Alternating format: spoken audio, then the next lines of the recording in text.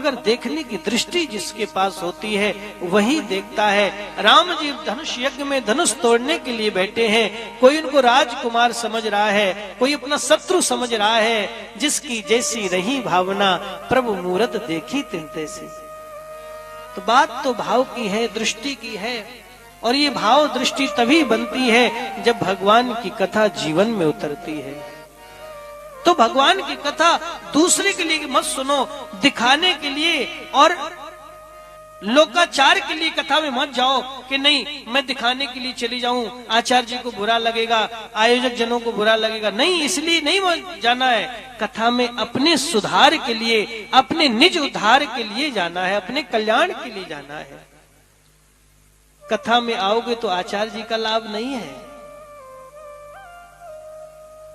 आचार्य जी के यहां ही ठहरे हुए हैं, प्रोग्राम छोड़े हुए हैं, समय दे रहे हैं। क्यों दे रहे हैं भैया, क्या पड़ी थी? पर एक संत का, ब्राह्मण का कर्तव्य होता है समाज को सही मार्ग दिखाना, सही रास्ता दिखाना। आचार्य जी हो, हम लोग जो ब्राह्मण आदि होते हैं, हम लोग कोई और काम नहीं होता है। भजन करते हैं, कथा पूजन हवन करते हैं, उसी से जो दान दक्षिणा मिलती है परिवार पलता है।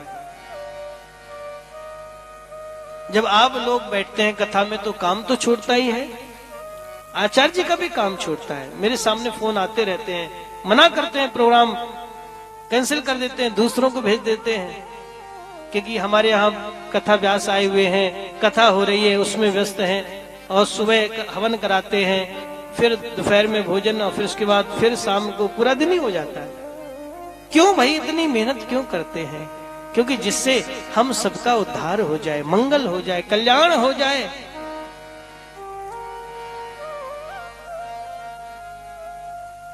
मंगल के लिए, कल्याण के लिए, उद्धार के लिए।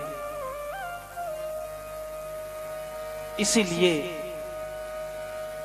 जब समय मिल जाए तो कथा अपने लिए सुनो, अपने लिए आओ, दूसरों के लिए नहीं।